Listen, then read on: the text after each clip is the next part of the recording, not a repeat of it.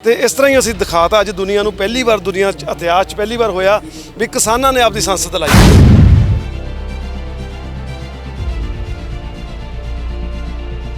ਇਹ ਤਾਂ ਸਿਰਫ ਆਪਦੇ ਫਾਇਦੇ ਲੈਣ ਲਈ ਆਪਦੀਆਂ ਮੋਟੀਆਂ ਤਨਖਾਹਾਂ ਲੈਣ ਲਈ ਹੀ ਸੰਸਦ ਚਲਾਉਂਦੇ ਆ, ਨਹੀਂ ਤਾਂ ਇਹਨਾਂ ਨੂੰ ਕਿਸੇ ਕਿਸਾਨਾਂ ਨਾਲ ਕਿਸੇ ਗਰੀਬ ਮਰਦ ਨਾਲ ਮਜ਼ਦੂਰਾਂ ਨਾਲ ਕਿਸੇ ਨਾਲ ਕੋਈ ਲੈਣਾ ਦੇਣਾ ਨਹੀਂ।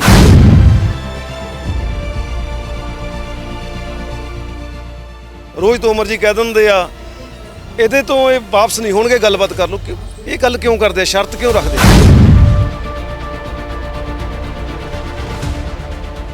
ਕਿਸਾਨਾਂ ਨੂੰ ਜਾਂ ਸਾਡੇ ਨਾਲ ਤਾਂ ਕਿਸੇ ਨੇ ਸਹਿਮਤੀ ਨਹੀਂ ਕੀਤੀ, ਇਹ ਤਾਂ ਇਹਨਾਂ ਨੇ ਆਪ ਇਹ ਕਾਨੂੰਨ ਸਾਡੇ ਤੇ ਥੋਪਦੇ ਆ।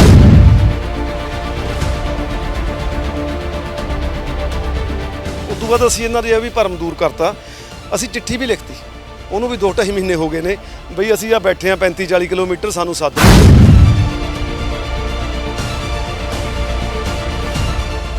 ਕਾਨੂੰਨ ਤੁਸੀਂ ਸਾਰਾ ਕੁਝ ਕਢਵਾ ਲਓ। ਉਹ ਅਸੀਂ ਡੱਬਾ ਰੱਖਣ ਦਾ ਕੀ ਫਾਇਦਾ, ਜੇ ਤੁਸੀਂ ਸਾਰਾ ਕੁਝ ਕੱਢਣਾ ਚਾਹੁੰਦੇ ਡੱਬੇ ਨੂੰ ਵੀ ਪਰੇ ਮਾਰੋ, ਦੁਬਾਰਾ ਆਪਾਂ ਕਾਨੂੰਨ ਬਣਾ ਲਓ।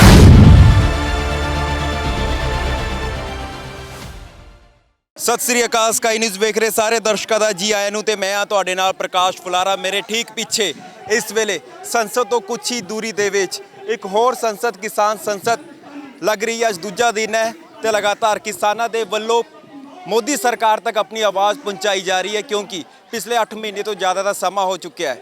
26 ਤਰੀਕ ਨੂੰ ਪੂਰੇ 8 ਮਹੀਨੇ ਹੋ ਜਾਣਗੇ, ਪੰਜਾਬ ਦੇ ਵਿੱਚ 10 ਮਹੀਨੇ ਪੂਰੇ ਹੋ ਜਾਣਗੇ 26 ਤਰੀਕ ਨੂੰ। ਲੇਕਿਨ ਇਹਨਾਂ ਸਾਰੀਆਂ ਚੀਜ਼ਾਂ ਦੇ ਵਿਚਾਲੇ ਹਾਲੇ ਤੱਕ ਹੱਲ ਨਹੀਂ ਨਿਕਲਿਆ ਤੇ ਮੇਰੇ ਨਾਲ ਕਿਸਾਨ ਆਗੂ ਲੱਖੋਵਾਲ ਜੀ ਨੇ, ਉਹਨਾਂ ਨਾਲ ਗੱਲਬਾਤ ਕਰਦੇ ਹਾਂ ਕਿ ਆਖਰ ਕਿਸਾਨ ਸੰਸਦ ਤੁਸੀਂ ਲਾਈ ਹੈ ਜੀ, ਇਸ ਸੰਸਦ ਦਾ ਮੇਨ ਮੋਟਿਵ ਕੀ ਹੈ ਜੀ?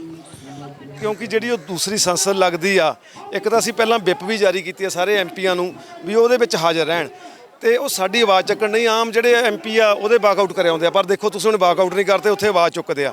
ਦੂਸਰਾ, ਅਸੀਂ ਜਿਹੜੇ ਸਾਡੇ ਐਮਪੀ ਅਸੀਂ ਬਣਾ ਕੇ ਇੱਥੇ ਭੇਜਿਆ ਉਹਨਾਂ ਨੂੰ ਟ੍ਰੇਨਡ ਕਰ ਰਹੇ ਆ ਵੀ ਆਹ ਕਾਨੂੰਨਾਂ ਦੇ ਵਿੱਚ ਆਹ ਕਮੀਆਂ ਨੇ। ਉਹ ਆ ਕੇ ਸਾਨੂੰ ਵੀ ਨਵੀਆਂ ਚੀਜ਼ਾਂ ਦੱਸ ਰਹੇ ਨੇ, ਜਿਹੜੇ 3 ਕਾਨੂੰਨ MSP ਤੇ ਕਾਨੂੰਨ, ਉਹਦੇ ਤੇ ਅੱਜ ਪਹਿਲੇ ਕਾਨੂੰਨ ਜਿਹੜਾ ਮੰਡੀਆਂ ਦਾ ਕਾਨੂੰਨ ਆ ਉਹ ਤੇ ਕੱਲ੍ਹ ਵੀ ਡਿਸਕਸ ਹੋਈ ਆ, ਅੱਜ ਵੀ ਉਹ ਤੇ ਹੋ ਰਹੀ ਆ, ਚਰਚਾ ਹੋ ਰਹੀ ਆ। ਇਸ ਤਰ੍ਹਾਂ ਜਿਹੜਾ ਪਰਸੋਂ ਨੂੰ 2 ਦਿਨ ਛੁੱਟੀ ਆ, 26 ਤਰੀਕ ਤੋਂ ਲੇਡੀਜ਼ ਵੀ ਆਉਣਗੀਆਂ, ਉਹ ਦੂਸਰਾ ਜਿਹੜਾ ਕਾਨੂੰਨ ਆ ਉਹਦੇ ਤੇ ਅਸੀਂ 2 ਦਿਨ ਚਰਚਾ ਕਰਾਂਗੇ। ਵੱਖ-ਵੱਖ ਕਾਨੂੰਨਾਂ ਤੇ ਅਸੀਂ ਚਰਚਾ ਕਰਦੇ ਰਹਾਂਗੇ ਤੇ ਇਸ ਤਰ੍ਹਾਂ ਹੀ ਅਸੀਂ ਦਿਖਾਤਾ ਅੱਜ ਦੁਨੀਆ ਨੂੰ ਪਹਿਲੀ ਵਾਰ ਦੁਨੀਆ 'ਚ ਇਤਿਹਾਸ 'ਚ ਪਹਿਲੀ ਵਾਰ ਹੋਇਆ ਵੀ ਕਿਸਾਨਾਂ ਨੇ ਆਪਦੀ ਸੰਸਦ ਲਾਈ ਆ। ਕਿਸਾਨ ਆਪਦੀ ਸੰਸਦ ਲਾ ਸਕਦੇ ਨੇ, ਇਹ ਸਾਨੂੰ ਡੈਮੋਕ੍ਰੈਟਿਕ ਅਧਿਕਾਰ ਆ ਤੇ ਅਸੀਂ ਇਹਨੂੰ ਦੱਸਣਾ ਚਾਹੁੰਦੇ ਹਾਂ ਵੀ ਤੁਸੀਂ ਕੁਝ ਨਹੀਂ ਕੀਤਾ ਐਮਪੀਆਂ ਨੂੰ। ਇਹ ਤਾਂ ਸਿਰਫ ਆਪਦੇ ਫਾਇਦੇ ਲੈਣ ਲਈ, ਆਪਦੀਆਂ ਮੋਟੀਆਂ ਤਨਖਾਹਾਂ ਲੈਣ ਲਈ ਹੀ ਸੰਸਦ ਚਲਾਉਂਦੇ ਆ, ਨਹੀਂ ਤਾਂ ਇਹਨਾਂ ਨੂੰ ਕਿਸੇ ਕਿਸਾਨਾਂ ਨਾਲ ਕਿਸੇ ਗਰੀਬ ਮਰਦ ਨਾਲ ਮਜ਼ਦੂਰਾਂ ਨਾਲ ਕਿਸੇ ਨਾਲ ਕੋਈ ਲੈਣਾ ਦੇਣਾ ਨਹੀਂ। ਇਹ ਤਾਂ ਆਪਦੀਆਂ ਰੋਟੀਆਂ ਸੇਕਦੇ, ਜਿੱਥੋਂ ਇਹਨਾਂ ਨੂੰ ਫਾਇਦਾ ਉੱਥੇ ਹੀ ਕੰਮ ਕਰਦੇ ਆ। ਲੇਕਿਨ ਲਗਾਤਾਰ ਜਿਸ ਤਰੀਕੇ ਦੇ ਨਾਲ ਲੱਖੋਵਾਲ ਸਾਹਿਬ ਕੀ ਕਾਫੀ ਚਿਰ ਹੋ ਚੁੱਕਿਆ ਹੈ, ਪੰਜਾਬ ਦੀ ਜਨਤਾ ਦੇ ਨਾਲ ਗੱਲਬਾਤ ਕਰਦੇ ਹੋ ਕਹਿੰਦੇ ਕਦੋਂ ਮਸਲੇ ਦਾ ਹੱਲ ਨਿਕਲੇਗਾ। ਤੁਸੀਂ ਵੀ, ਤੁਹਾਨੂੰ ਵੀ ਬਹੁਤ ਸਮਾਂ ਹੋ ਗਿਆ ਹੋਣਾ ਕਿ ਤੁਸੀਂ ਘਰ ਨਹੀਂ ਗਏ ਹੋਣੇ। ਕਈ ਕਿਸਾਨ ਅਜਿਹੇ ਨੇ ਜਿਹੜੇ ਜਦੋਂ ਇੱਕ ਵਾਰ ਆਏ ਸੀਗੇ ਦਿੱਲੀ ਦੀ ਬਰੂਆਂ ਤੇ ਉਸ ਤੋਂ ਬਾਅਦ ਆਪਣੇ ਘਰ ਨਹੀਂ ਗਏ, ਉਹ ਵੀ ਕਹਿੰਦੇ ਨੇ ਕਿ ਕਦੋਂ ਮਸਲੇ ਦਾ ਹੱਲ ਨਿਕਲੇਗਾ। ਇਹ ਸਰਕਾਰ ਨੇ ਕੱਢਣਾ, ਅਸੀਂ ਤਾਂ ਮਸਲੇ ਦਾ ਹੱਲ ਕੱਢਣ ਨੂੰ ਤਿਆਰ ਹਾਂ। ਸਰਕਾਰ ਨੇ ਸਾਨੂੰ ਕਈ ਵਾਰੀ ਕਿਹਾ, ਰੋਜ਼ ਤੋਮਰ ਜੀ ਕਹਿ ਦਿੰਦੇ ਆ ਇਹਦੇ ਤੋਂ ਇਹ ਵਾਪਸ ਨਹੀਂ ਹੋਣਗੇ, ਗੱਲਬਾਤ ਕਰ ਲਓ। ਇਹ ਗੱਲ ਕਿਉਂ ਕਰਦੇ ਆ, ਸ਼ਰਤ ਕਿਉਂ ਰੱਖਦੇ ਆ, ਕਿਉਂ ਨਹੀਂ ਵਾਪਸ ਹੋ ਸਕਦੇ? ਕਿਤੇ ਸ਼ਰਤ ਤਾਂ ਲੱਖੋਵਾਲ ਸਾਹਿਬ ਤੁਹਾਡੇ ਵੱਲੋਂ ਵੀ ਰੱਖੀ ਜਾ ਰਹੀ ਹੈ ਨਾ ਕਿ 3 ਕਾਨੂੰਨ ਰੱਦ ਤੋਂ ਇਲਾਵਾ ਹੋਰ ਕਿਸੇ ਦੇ ਅਸੀਂ ਗੱਲ ਨਹੀਂ ਕਰਾਂਗੇ। ਨਹੀਂ, ਸ਼ਰਤ ਅਸੀਂ ਇਹ ਤਾਂ ਰੱਖੀ ਹੈ ਕਿਉਂਕਿ ਜੇ ਕਾਨੂੰਨ ਸਾਡੀ ਸਹਿਮਤੀ ਨਾਲ ਬਣ ਜਾਂਦੇ ਫਿਰ ਅਸੀਂ ਨਾ ਕਹਿੰਦੇ। ਸਾਨੂੰ ਕਿਸਾਨਾਂ ਨੂੰ ਜਾਂ ਸਾਡੇ ਨਾਲ ਤਾਂ ਕਿਸੇ ਨੇ ਸਹਿਮਤੀ ਨਹੀਂ ਕੀਤੀ, ਇਹ ਤਾਂ ਇਹਨਾਂ ਨੇ ਆਪ ਇਹ ਕਾਨੂੰਨ ਸਾਡੇ ਤੇ ਥੋਪਦੇ ਆ। ਅਸੀਂ ਇਹਨਾਂ ਨੂੰ ਇਹੀ ਕਹਿੰਦੇ ਆ ਵੀ ਇਹਨਾਂ ਨੂੰ ਇੱਕ ਵਾਰੀ ਵਾਪਸ ਕਰ ਲਓ, ਉਦੋਂ ਬਾਅਦ ਅਰਥ ਸ਼ਾਸਤਰੀ ਕਿਸਾਨ ਲੈ ਲਓ, ਤੁਸੀਂ ਆਪਦੇ ਬੰਦੇ ਐਕਸਪਰਟ ਲੈ ਲਓ, ਉਹ ਆਪਾਂ ਕਾਨੂੰਨ ਨਵੇਂ ਬਣਾ ਲਾਂਗੇ। ਇਹਦੇ 'ਚ ਹਰਜ ਕੀ ਆ?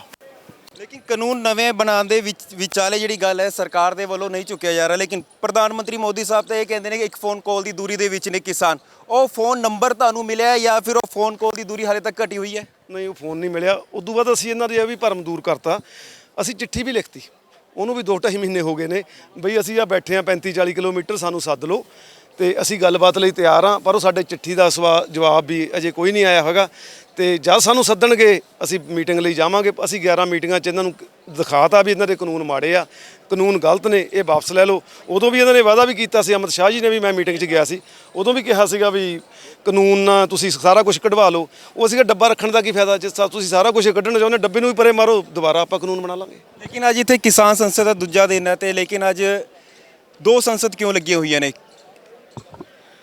ਕਿਹੜੀਆਂ 2 ਸੰਸਦਾਂ? ਇੱਕ ਤੁਹਾਡੇ ਵੱਲੋਂ ਸੰਯੁਕਤ ਕਿਸਾਨ ਮੋਰਚੇ ਵੱਲੋਂ, ਇੱਕ ਪੰਦੇਰ ਸਾਹਿਬ ਦੇ ਵੱਲੋਂ ਉੱਥੇ ਟੈਂਟ ਲੱਗੇ ਹੋਏ। ਨਹੀਂ, ਉਹ ਸਾਡੀ ਜਥੇਬੰਦੀ 'ਚ ਨਹੀਂ, ਉਹ 32 ਜਥੇਬੰਦੀਆਂ ਜਾਂ ਸੰਯੁਕਤ ਮੋਰਚੇ ਦਾ ਉਹ ਹਿੱਸਾ ਨਹੀਂ ਹੈਗੇ। ਉਹਦੇ ਕਰਕੇ ਉਹ ਸਰਕਾਰ ਨੇ ਉਹਨਾਂ ਨੂੰ ਇਜਾਜ਼ਤ ਦਿੱਤੀ ਆ ਤੇ ਅਸੀਂ ਤਾਂ ਬਕਾਇਦਾ ਆਪਦੇ ਜਿਹੜੀਆਂ 40 ਜਥੇਬੰਦੀਆਂ ਨੇ ਸਾਰੇ ਦੇਸ਼ ਦੀਆਂ ਜਥੇਬੰਦੀਆਂ ਨੇ, ਉਹ ਸਾਰੀਆਂ ਜਥੇਬੰਦੀਆਂ ਇੱਥੇ ਬੈਠੀਆਂ, ਸਾਰਿਆਂ ਦੇ ਵਿੱਚੋਂ ਅਸੀਂ ਬੰਦੇ ਬੈਠੇ ਆ, ਸਾਰੇ ਸਟੇਟਾਂ 'ਚੋਂ ਬੰਦੇ ਬੈਠੇ। ਪੰਦੇਰ ਸਾਹਿਬ ਕਹਿੰਦੇ ਕਿ ਅਸੀਂ ਤੁਹਾਡੇ ਨਾਲ ਹੀ ਹਾਂ, ਸਾਰੇ ਇੱਕੋ ਹੀ ਨੇ ਕਿਸਾਨ। ਨਹੀਂ, ਕਿਸਾਨ ਸਾਰੇ ਇੱਕੋ ਹੀ ਆ। ਕਿਸਾਨ ਲਈ ਕੋਈ ਵੀ ਲੜ ਸਕਦਾ, ਕਿਸਾਨੀ ਲਈ ਕੋਈ ਵੀ ਗੱਲ ਕਰ ਸਕਦਾ, ਇਹੋ ਜੀ ਕੋਈ ਗੱਲ ਨਹੀਂ ਹੈਗੀ।